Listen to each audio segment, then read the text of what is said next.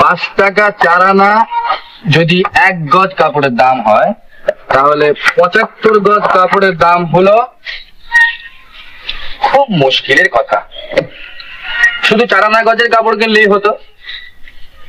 তাহলে 75 ইন্টু 4 আনা অর্থাৎ 75 শিকে, মানে 18 টাকা 12 আনা। এটাই কি করছিস রে? দেখি না।